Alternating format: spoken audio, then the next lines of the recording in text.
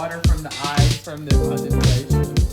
It's officially the May vlog. I'm actually sitting at my kitchen table for once, and if you're wondering how this camera is propped up, it's on top of a box of nail polish. So today was just weirdly one of those days where like random big things. I got to do some random big things. The first was I bought my flight to London. I'm going to London this summer with my friends Van and Zari. So by the time I'm making this vlog, I'm probably about to go to London, which is really fun.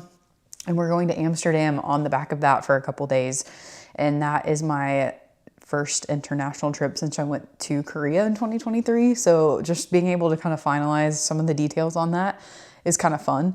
Then I have been thinking for a while about moving. So I'm still in Knoxville, but I am in a space that I love. I love where it is.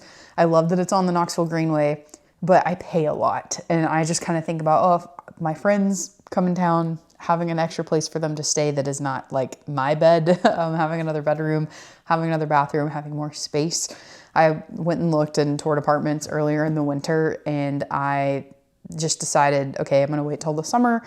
And today I put in my application for the place I know I want to move and got a call within an hour of like, hey, there's a place in July, do you want it? And I said yes. So bought a plane ticket to Europe, said yes to getting a new apartment. And then the third thing, which this one is honestly the thing that I am just kind of like, wow, this is really cool, Lord. Like, couldn't have expected that, is when I got to work today, I had an email in my inbox. And one of the things that I do that I will tell like my friends and family that I do this, but I don't necessarily publicly advertise, that I kind of help oversee some of our athletes that want to do practicums. And so over the last couple of years, I've just kind of gone through, and if they're interested in, a lot of times they come to our office because they see all the edits and stuff people make, and they kind of want to learn to do that. And they're never going to be as proficient as the people who do it for them by the end of a semester, but they kind of get to have an appreciation of, oh, this is a lot harder than I thought it was. But sometimes we get students that want to kind of see a little bit more of everything. And this semester, I got to oversee Carlin Pickens. And Carlin, if you don't know who that is, I mean, she is going to be a game changer for college softball. She already has been, but basically the world's fastest pitcher in college softball, but also just a really big figure for the University of Tennessee and for women's sports in general. And her practicum, that's not mine to speak on, but something that I think was really cool was she invited my boss and I to come to her draft party for the AUSL. And the AUSL is essentially one of the professional softball leagues, but it got a revamp last year. Their commissioner, Kim Ng, I think is how you pronounce her last name, but she came from the MLB ranks and then became commissioner of the AUSL, and as commissioner partnered with the MLB and got the MLB to kind of help with funding, helping with distribution, kind of like using some of their success as a model for how they're going to build up this new league. And it's expanded this year. And Carlin was the projected #1 draft pick. She was the #1 draft pick, which was really cool. But over that, it's not like I was in some swanky space. My boss and I kind of just kept to ourselves. It was mainly the team and like Carlin's family, but it was just really cool to come into work today and see that, you know, like she appreciated my boss and I kind of helping her and some of the conversations we had this semester, and wanted us to come to her draft party with her team and her family and like the softball support staff. And I don't know, days like that, I feel like, candidly, I struggle sometimes with I have a job that could be very forward facing and I could be very public about it, and I could, I don't know, promote myself a lot more than I do in the Enneagram 3, like former student council president, like driven type A part of my brain sometimes that honestly is prideful, struggles with I wish more people knew how big of a deal I was. And I'm not. I think it's just, again, that part of your head that kind of like wants to be known. I fight with that part versus the, I guess, like sanctifying, like spiritual part of me that is, hey, humble yourself. It's not about me. And it's kind of like what I get to do with the place I'm blessed to be in. And those two parts fight a lot, especially in a job that can be very, I don't know the best way to describe it, but the media world or like the production world can be very like all about me. This is my body of work. I'm such a big deal, whatever. And days like today are just a reminder of, to me, it's about people, and it's about investing in people and kind of getting to let people know that they matter, whether it is your freshman who just started working with you that is awkward and you're trying to teach them how to be a professional, or it is a star-studded athlete that has been with you for, like, has been a big name, but when they come into you, like, they're just another person. They deserve to be treated like everybody else and have the opportunity to, like, not have to be the face for a while. And I've just really enjoyed getting to be in that space and having my boss with me. My boss is a big mentor to me and is kind of like a big sister. And I think a lot of you who know me know that. But we just got to talking afterwards, and, you know, I am kind of just figuring out, you know, I'm 5 years into my career. You know, a lot of people are thinking about next steps, and I feel like I've kind of gotten into that trap of what do I want to do next. And I, at this point in time, feel pretty confident that it's not ESPN. And again, that part of my brain is like, well, I could do it and I could show everybody how good I am. And it's like, but I know that I'm good. Like, I could do the skill part of the job. But to me, I love where I am because I love the college students, and I love seeing, like, the interns that we have that are accepting job offers that we trained and coached, but knowing that I get to, like, teach up a new crop next year. And I don't know, that is just something I've been thinking about a lot. And on a day like today, just some little life wins, but also, I don't know, an email that I'm going to save of, like, she invited you because she appreciated what you did for her. And I'm just trying to remember that that is the point of, like, what we're doing here is to love each other and to prop each other up. And sometimes I need the reminder that it's not about doing more or doing it the most visibly, but it's being authentic. And I feel like I say that a lot on here. I feel like that comes through whether I edit it into the video or I don't, but I just want to make sure that I'm genuinely showing up for people and remembering that it's not always about me.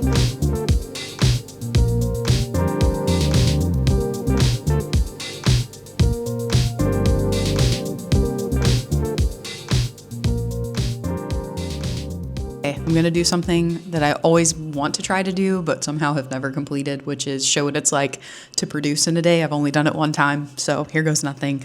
I am doing tonight's baseball game. Texas is here in Knoxville, and it's kind of neat because this is the first time either of these teams have played at a home site. They've only played neutral sites before since Texas just joined the SEC. I am prepping for tonight's game, and what I'm doing currently, I will put some, like, clips and screen grabs over here.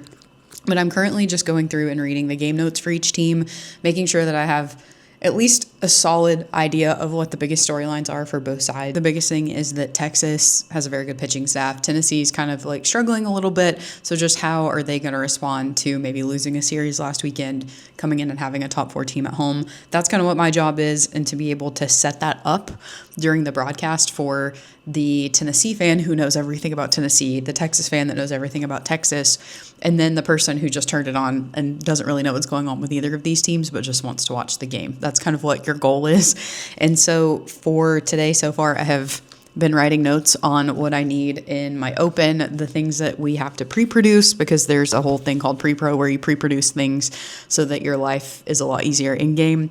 The easiest way to put that is, instead of layering 7 things on top of each other in a broadcast when you don't have a lot of time in between commercial breaks, it's trying to pre-create something that is already made so that you can, like, record it on tape or have it in graphics and go ahead and just spit it out instead of having to prep and layer everything in the moment. So I have some cool things that I want to do tonight, like a series history of photos. Our head coach and Texas's head coach coached together when our coach played for Texas's head coach at TCU when he was in college. So there's fun connections and stuff like that. So we pre-produce a lot of those photos so that we can put spot shadows on them or put graphics on them, whatever. And then when the moment comes, we put it in replay plays it, and then it's really easy to use. So I'm gathering my thoughts. I need to make my open format, which is like the roadmap at the top of the show. And then I just need to make sure I've got all the clips and things that I need for player highlights. So that's what I work on until the students get here. The students don't get here for the camera operators get here in an hour. The rest of our crew gets here in 2 hours. So I have a good bit of time to finish up what I need to do. And then when they get here, it's a lot of just sending everyone with their specific instructions and getting ready for the day. So that's what I'm going to work on now. Goodbye. Ready, red on the trigger. Pitcher's coming. 1 minute in. And go red. Trigger red. 7 shots. Nice, Tennessee Elliot. is 1 out away from picking out a victory in game 1. First pitch swinging. Borba floats it in. Stay live. No replay. Ray, Roll final. Brown makes the catch. Tennessee wins it. Take your time. 5-1, Final the comments. final for the Vols. I didn't want to record clips in the game. It was already hard enough for me to record myself doing the open. But I will say that was one of the most fun games that I have gotten to produce this year. It's kind of hard to explain, but you get in a little bit of like flow state and things just make sense and they click, which was really cool because we had a student directing with me, and then Tennessee that was a game that on paper they shouldn't have won. And so when you come out and it's a pitching just like firestorm, it's so much fun. So Tennessee season high in strikeouts. Our Friday night guy did a really good job. Texas only scored 1 run. It was very, very fun. Just a really good game. A lot of good energy. You love that because my record coming into tonight, I was 0-4. Tennessee lost like all the games that I produced this year. But this one they won, and that was really fun. So random segue here, but I am cooking some lunch, about to go on a walk, and then I have to go to the office to do a couple of things. But I was so excited this morning. My friend Bailey texted me, Bailey, if you're watching this, hello, and told me that she and her husband are going to Seoul for a day and a half. And I just thought that was really fun because I always tease my friend Lauren that she's the good travel expert because I go places, but a lot of times I go visit friends and I haven't gone somewhere where maybe somebody needs an itinerary of stuff to do. And when Bailey asked me about, what could we do in a day and a half in Seoul? I mean, it didn't take me 3 minutes. I went and wrote down all the things that I thought she could do in a day and a half. I'll include the itinerary here. But I don't know, that's just a weird niche expertise that I have, I guess, because I've actually been to Korea. But when I went, we were there for like, I don't know, in my opinion, we were there way longer than we needed to be, at least just to be in Seoul. Specifically, we did also go to Busan for a day, but even that was like, we probably should have at least spent the night in Busan. So many highlights that you can do in Seoul, like rather quickly. So if you are going to Japan, I mean, I don't know, it might be worth it just to go over and go for like 2 or 3 days in Seoul. But I don't know, it's just got me reminiscing on my trip. There were so many things about going, that being my first international trip, that are a bit surreal. The first time I was not nervous. No, that's a lie. I was nervous because I'd never been on a plane that long. I was like, how am I going to speak the language? I don't want people to think I'm not trying. So I did try to learn a little bit of Korean, which this time it will be a lot easier. It will be a lot easier. First of all, I'm not flying solo. I did fly solo to Korea, if you did not know that. And I took a train from Incheon to Seoul by myself, which honestly, when I think back, that's one of the coolest things I can say that I've done. But at the moment, I was not like, yeah, independent traveler. I was like, please do not get off in the wrong spot and get lost in Seoul. But it really wasn't hard. Seoul is, for English speaking people, it is one of the easiest places to go to because everything, when it's not in Korean, it's in English. So highly recommend. Seoul is a great place. Their public transportation is awesome. I can't get over how when I came back to the States, I flew into Atlanta, and I just, on that plane, I was like, these poor Korean people who are expecting to get the public transit that they have in Seoul, and they're getting the MARTA in Atlanta. I felt bad for them. But on the docket for the summer, I think I said this, but going to London and Amsterdam. A fun fact about me before I go anywhere, if I haven't done it before, I'm not anxious, like I think something's gonna go wrong. I'm just so routine oriented that traveling really is forcing me to buck up against it.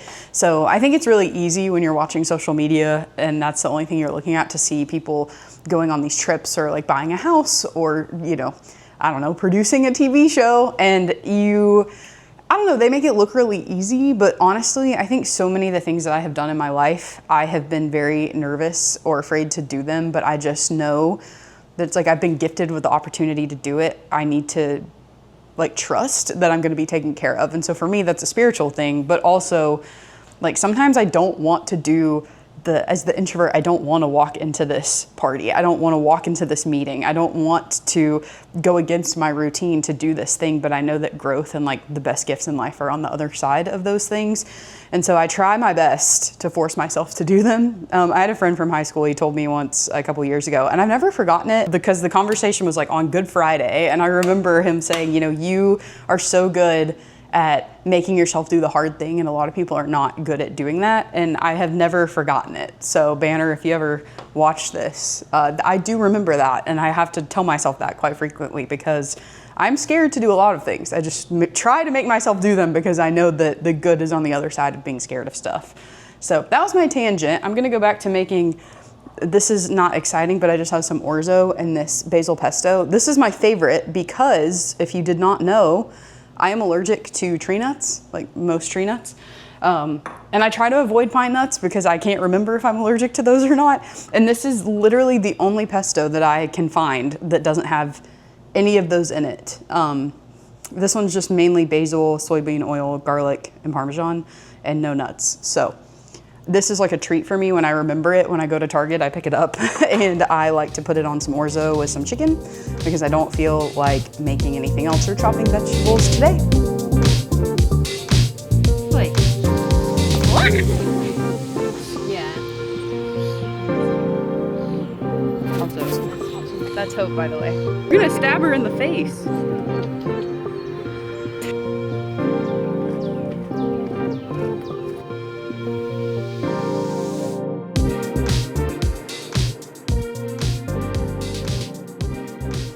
Hey guys, Allison from the future. I wanted to just kind of set up some of these clips because I didn't really do that in the moment, but some of these are from regionals and super regionals. My intention was to try to show a little bit more of what we're doing, and I just ended up not happening, mainly because one, I'm really busy during those times, and so trying to get this out and record me actually rolling replays or like running the bug or something's hard, but also because with super regionals, that was our last weekend working together as a crew. So there are some clips here from supers, and then we went and ate pizza as a crew.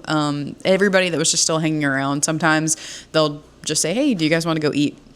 And it doesn't happen super often, but super regionals worked out to where we were done on a Friday by 6 p.m. And so that was a pretty optimal time for a lot of them to get to go and eat. And so Stacia and I went and got to see them. Unfortunately, Carter was having to hang out and help with Savannah Banana stuff, so he wasn't able to go, but we got to go eat with them at South Coast Pizza in Knoxville and sit and hang out all squished around one giant picnic table, and it did make me very happy. And I haven't been riding a lot this year. I think it kind of goes in and out in spurts, and it always has, and because I'm not doing it for monetary reasons, I'm fine with that.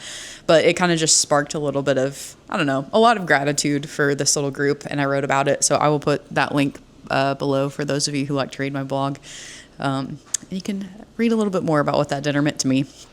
Any words for your last day? Can't believe it's over.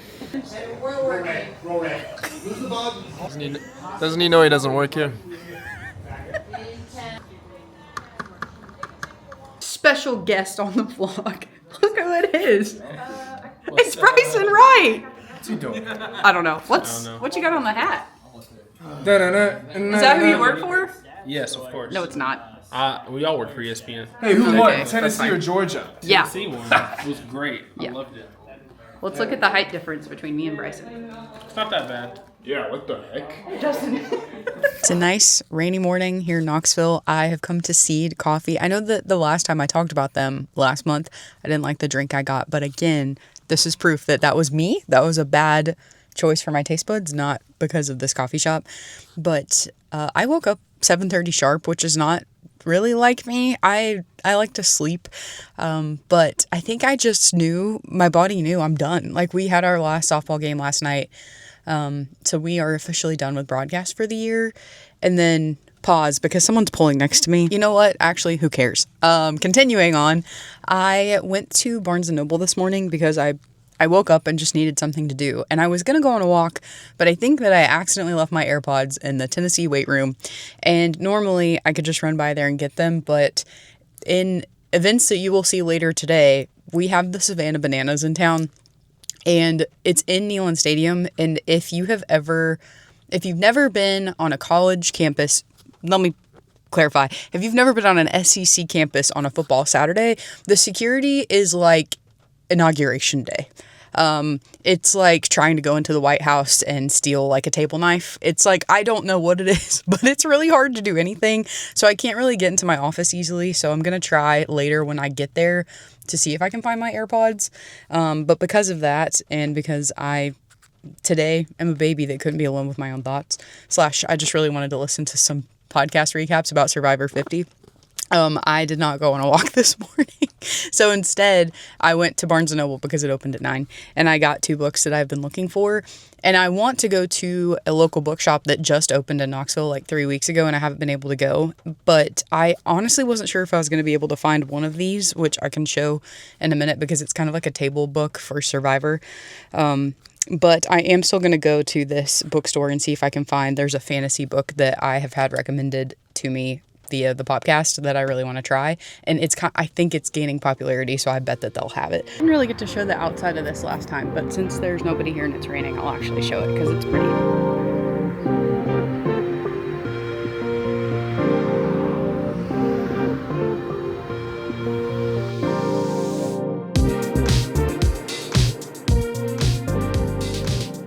Okay, more professional this time. I took a picture of the menu so I can put it here. But I got the cherry basket, which is cherry and vanilla latte topped with a shake of cinnamon, hot or iced. And I actually like hot lattes better most times, but I've been drinking a lot of iced coffee the last couple days. So, we'll give it a try here. Love this place. I just got the wrong drink last time, but this one's pretty good. And I had one, they've done a version of this drink every summer, like the last 3 years. And I've had it every time, and I recommend. So off to go to Hive bookshop. I don't remember the official name, but new bookstore in Knoxville, which is fun. This is the first one that I've been to in a while since they have a romance bookstore that opened last summer, but I'm not a big romance girl, not my genre. So this one's just general bookstore. So I'm excited to go see what it looks like, even though I'm probably not going to be buying anything.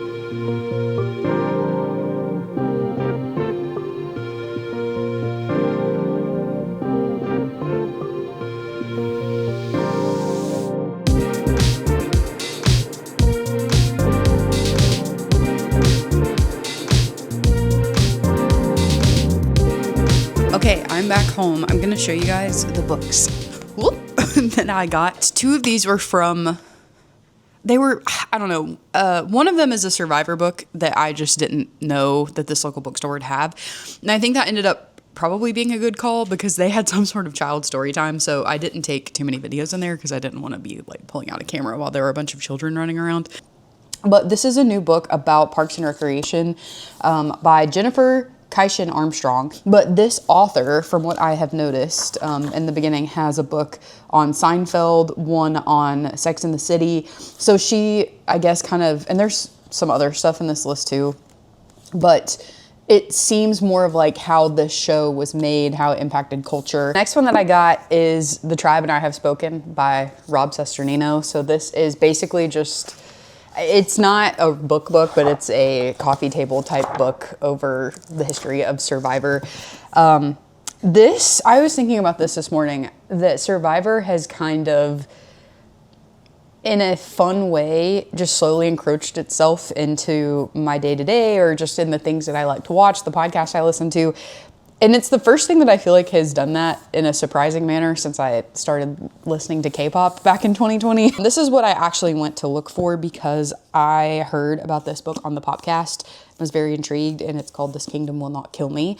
This book is essentially about a girl wakes up and she's in the kingdom of her favorite fantasy series, and essentially she doesn't know how she got there, but she has reread it so many times waiting for the last book to come out that she knows exactly what's going to happen. So all she has to be able to navigate how to get out or to kind of get through it is to follow along the plot of the book. This Kingdom Will Not Kill Me by Ilona Andrews. I think from what Jamie told me, this is called Maggie the Undying #1, but This Kingdom Will Not Kill Me is the name of the book. But I think it's supposed to be a duology. I'm not 100% sure. These days that means something or it could mean nothing. To finish this thing out, I kind of just went and ran some errands, and then I also got to go and see Lauren on her birthday. She and Preston came up and I ate breakfast with them, and then I showed them this camera. Happy birthday, Lauren!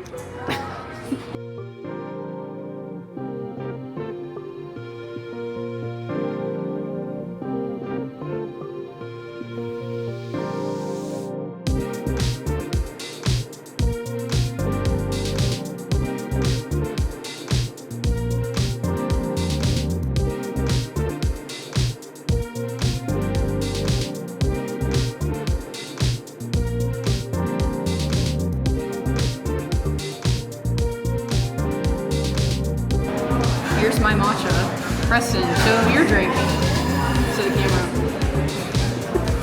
You can have some of this. Oh, triple tap the knob. Hey. Do you have a birthday message? I'll include it. Oh, this is really good. My birthday message is, Can't you wait to see this in a month? it is a privilege to get older and age. How old are you now? 28. Welcome to the club. Cheers. Today was just honestly just a really nice day, and it's kind of one of those we grind so hard during the year for the ability to have a summer that's a little bit more chill. And my coworkers and I took our interns out to lunch today to just thank them for a great year, and that was just a lot of fun. I tried Southern Grit in Knoxville. I had never been there, but it was very, very good. Not exactly what I was expecting. Like, it's country and the kind of meat and sides thing, but they have other dishes, and they also have a lot of seafood. And I got mahi, which is kind of a random pick, but it was very, very good.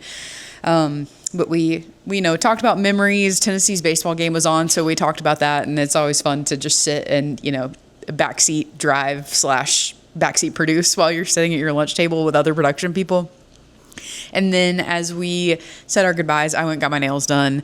And which, funny enough, somebody was in there and had asked for the baseball game to be turned on to the big TV in the nail salon. So all the other ones had, the generic, here's me baking a cake and icing a cake. But then the big TV had on the baseball game. And that was just, to me, a fun little, I posted it on my Instagram story to be silly, but it was that girlhood moment of when, I don't know, I love it when girls are just excited about stuff. And especially when it's in the sports world, I think everybody kind of has their own little niche corner of, like, girls being girls. And to me, it's like, oh, what better sector for me to have the girls being girls thing than go get my nails done and also watch baseball regionals, because that is my Venn diagram of girlhood too. So I thought that was kind of fun. But I earlier had a pretty bad headache. It looks like it's going to storm in Knoxville. I kind of just had to lay it low for a little bit when I got home just to kind of let my headache go away. And now I am working on packing. I'm looking forward to being able to take my Osmo on my trip and kind of just get some trip memories on this thing. And I haven't really decided if I'm going to just do one June video, kind of like I've been doing these, or if I'm going to make the trip one separate. But I'm going to just try to have fun with it and enjoy making stuff, because this has been fun to just pull this out and enjoy making things and having memories for myself. And I don't know, it's the nice thing is with people asking me so many questions about, or what are you excited about with your trip?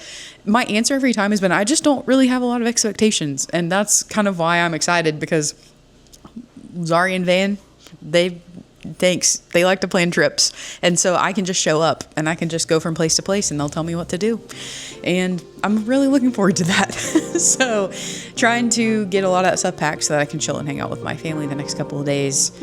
I think that's all that I have for now. I'm gonna put this up so that I stop procrastinate packing my bag. See you guys next time.